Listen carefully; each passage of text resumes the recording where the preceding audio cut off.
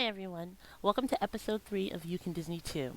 Your videocast where we discuss real issues that arise while planning your Walt Disney vacation on a budget. We strive to say it all and keep it as realistic as possible for your budget. I'll be your host Asia, and today we'll be discussing resort fees and travel sites. How could you? I thought you were my friend. I trusted you.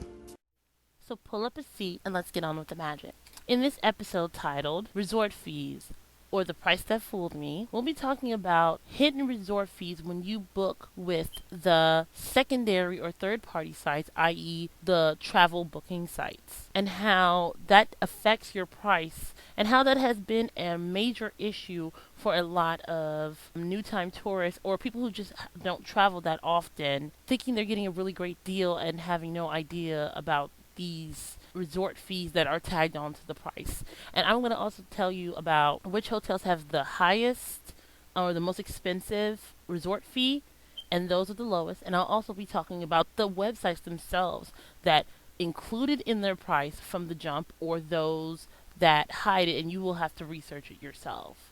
So, what is a resort fee?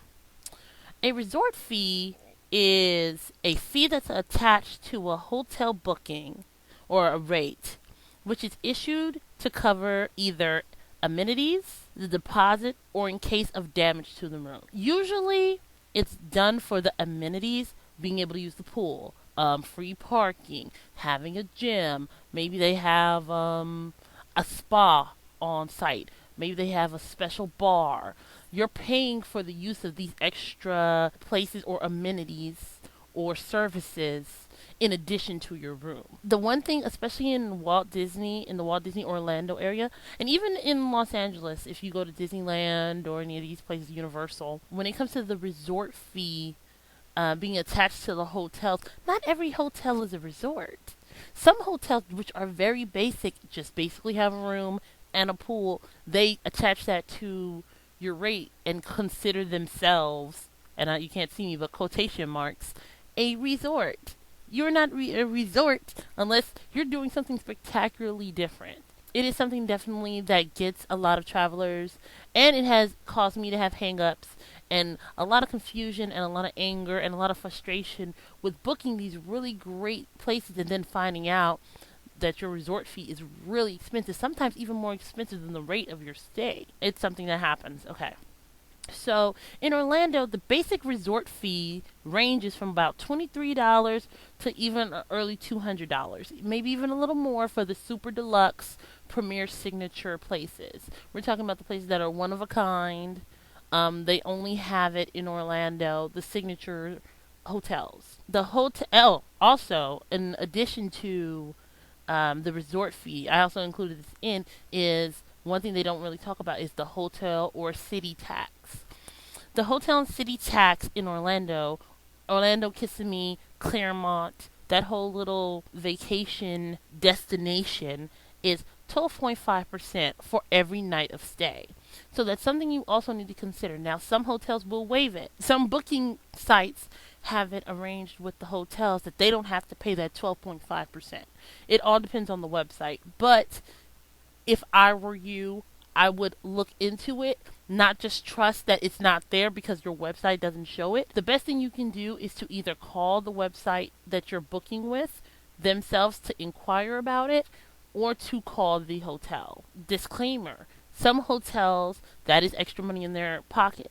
Some hotels will lie and tell you, oh, they don't include it, but when you come, you have to pay it. Some will be honest and be like, oh no, if you're booking with this particular site, you don't need it.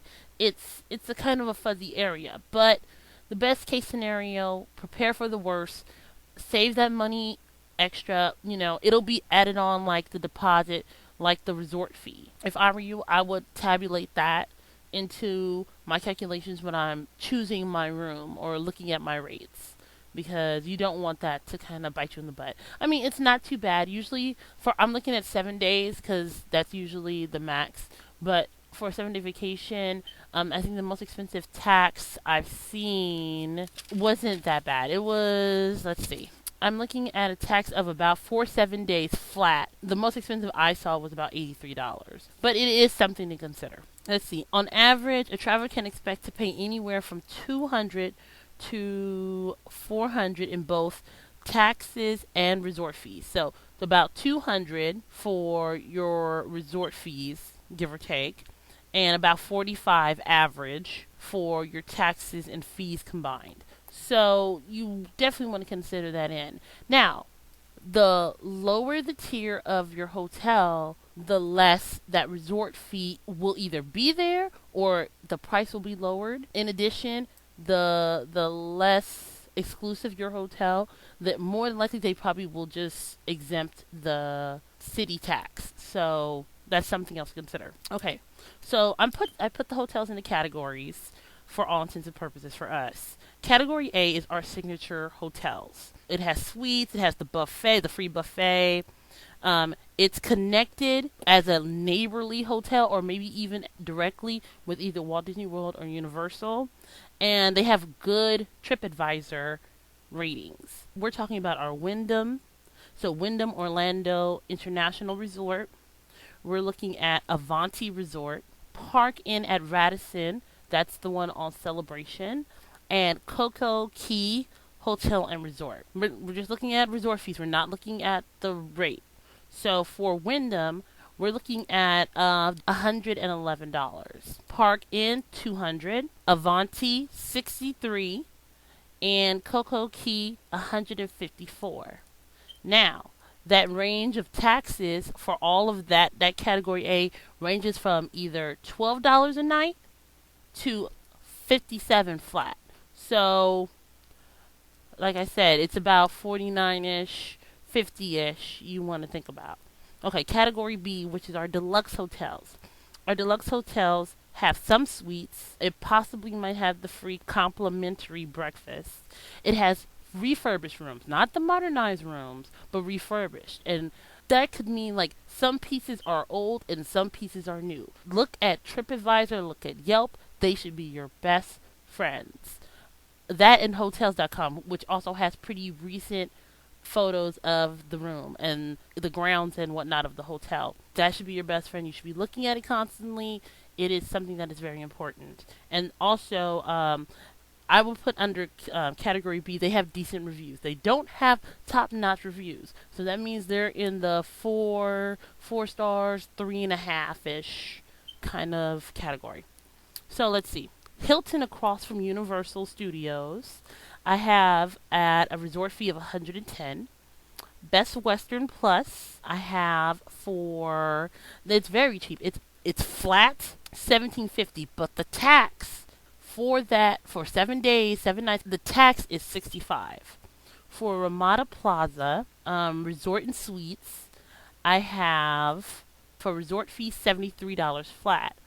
And there's no taxes. You see how some of the hotels have no taxes. Now, disclaimer, Ramada Plaza, they have issues with renovation. They're undergoing a major renovation right now, and they are having horrible reviews about the hotel, about water, about the elevator, about where you're being placed. People are looking on the website, seeing a really great rate, seeing the really cheap resort fee, and are booking it.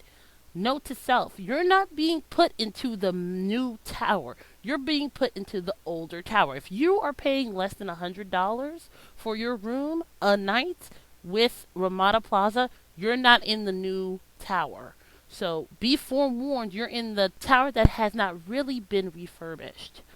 That's fine, but you need to accept that and also take that into account.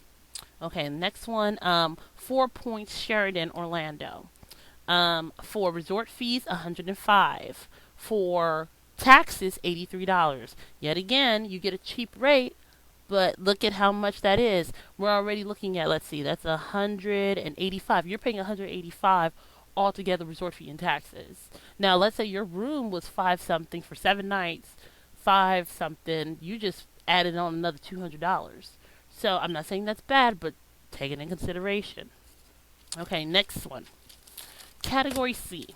These are our budget hotels. This is lower 3 stars, 2.5, maybe even unrated. They have little to no refurbishment. That means you're going to get a tube TV. That means you're going to get the double beds. Most of these, everything I looked at was double beds and or a large queen or the 2 double queens and or the king bed.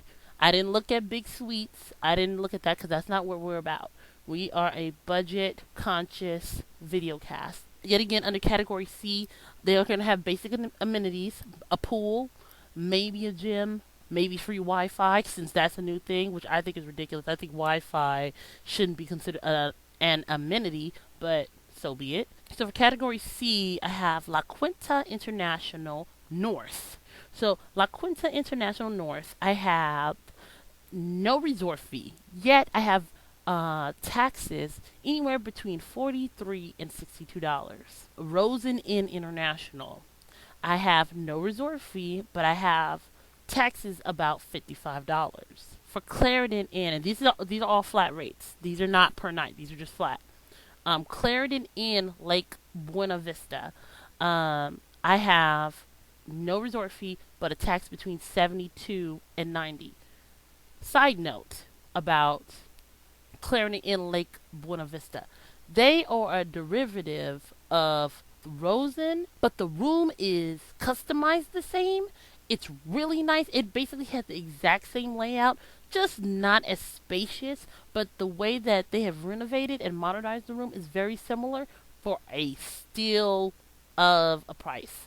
So, I mean, but you do have to also know that the hotel grounds are just not the most attractive. So if you don't really care about like what it looks like outside, I mean, they have a pretty nice pool, but the layout of the hotel is just really awkward. But if you don't care about that and you just care about how the room looks inside, that'd be my recommendation, because you definitely get your bang for your buck with that. That's Asia's bang for your buck for the day.